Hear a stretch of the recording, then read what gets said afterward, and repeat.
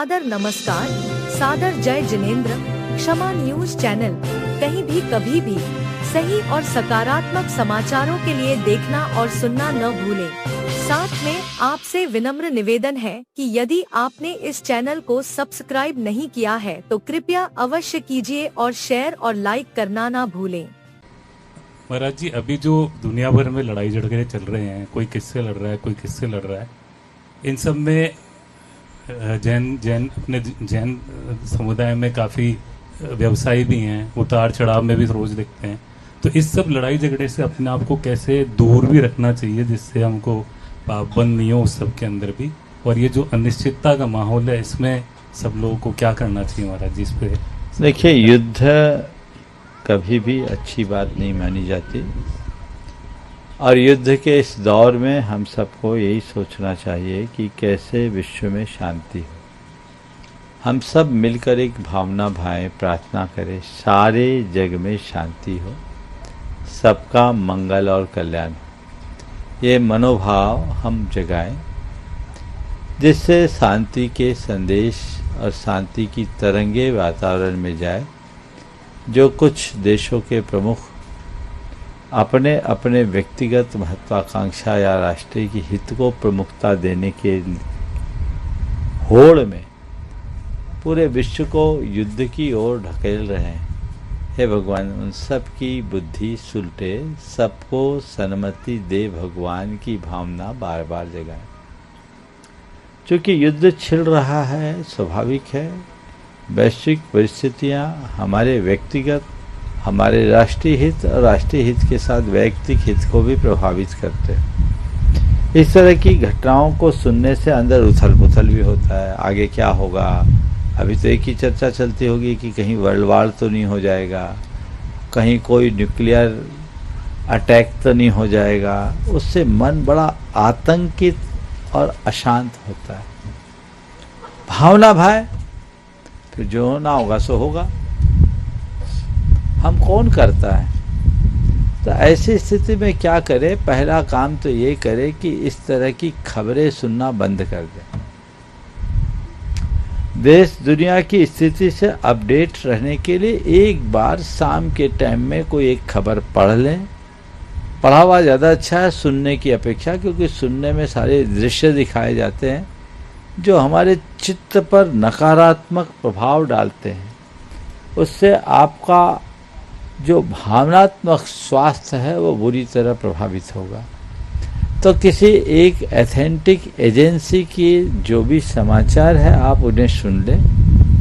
News को आप avoid करें, और सुनना भी हो तो किसी एक चैनल को चुनें। अब इस तरह की दृश्य दिखते होंगे, आप मिसाइलें दागी जा रही है, सायरन बज रहे हैं, यही सब दिखाए जाते हैं। आखिर इसका असर हमारे मन और अवचेतन पर बुरा पड़ता है कि नहीं पड़ता? तो उससे बचना चाहिए। ये हमारे अंदर की नकारात्मकता को बढ़ाने वाले कारक है। समय भी बर्बाद होता है। जितना समय हम युद्ध के समाचार जानने की उत्सुकता में खपाते हैं, यदि उतने समय में युद्ध की शांति की प्रार्थना करें तो मैं समझता हूँ ज़्यादा कारगर होगी। पूरा देश बल्कि पूरा विश्व मीडिया के माध्यम से अपना घंटों समय बर्बाद करता है, जबकि वहाँ आप कुछ नहीं कर सकते।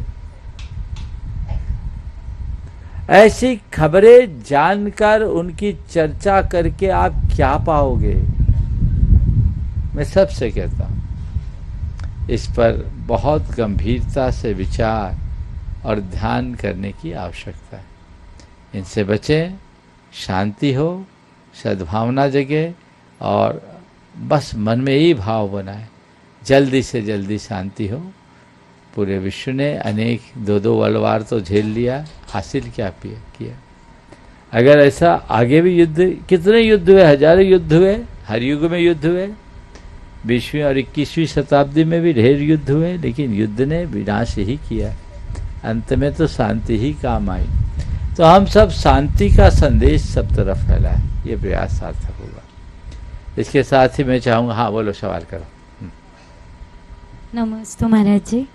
महाराज जी, हमें पूछना चाह रहे थे कि अभी हमारा विवाह हुआ है और अब हम जयपुर से भोपाल आ गए हैं और 2 भी हो गए हैं, तो अब हमारे जो दूर के माता पिता हैं उनके प्रति हमारा क्या कर्तव्य है? हम कैसे दोनों तरफ के माता पिताओं का ध्यान रखें? कैसे पहले तो मैं चाहूँगा एक बार इस परिवार और इस दंपति का दोनों साथ साथ हो जाओ ऋषि, हाँ, जोरदार अभिनंदन करो इन दोनों का। अभी कितने दिन हो गए?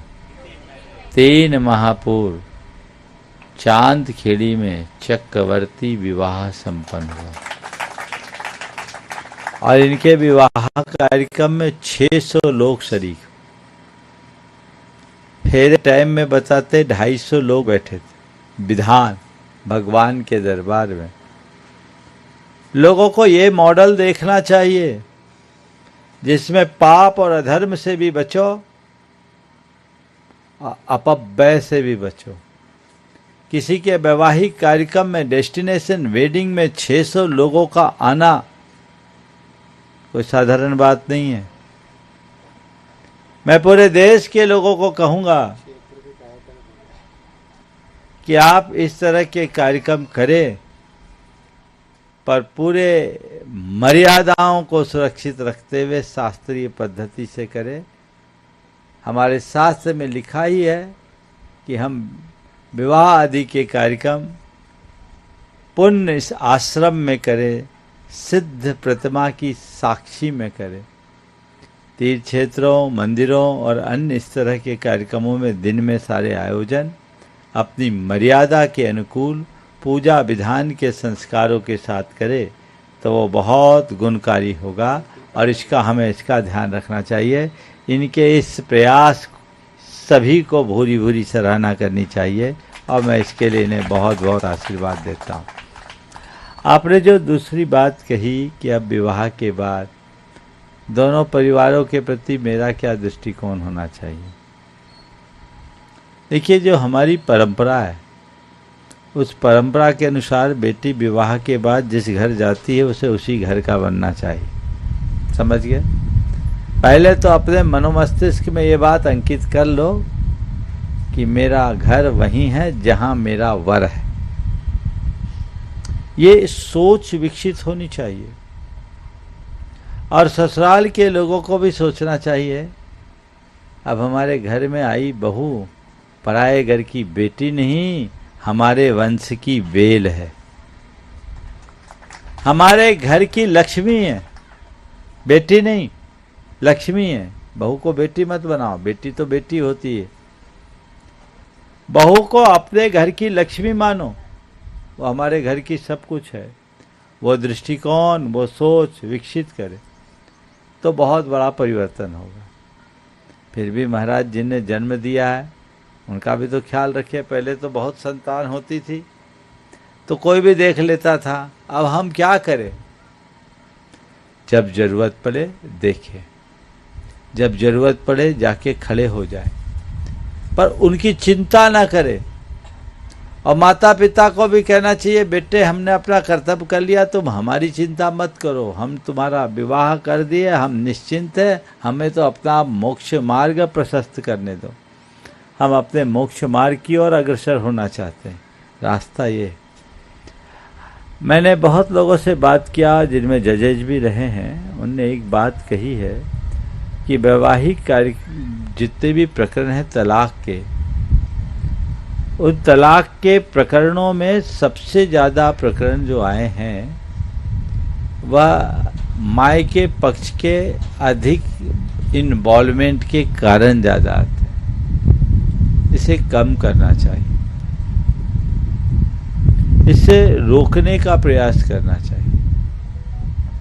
और ससुराल वाले को चाहिए कि अगर बेटी के ससुराल मायके में कोई कष्ट हो तो उसे भी अपना कष्ट मानकर बराबरी से उसके निवारण करने का प्रयास करना चाहिए। घर परिवार में ऐसा वातावरण बनाना चाहिए कि उसको उसके मन में किसी भी प्रकार का अतिरिक्त दबाव ही ना आए, तो रास्ता अच्छा बनता है।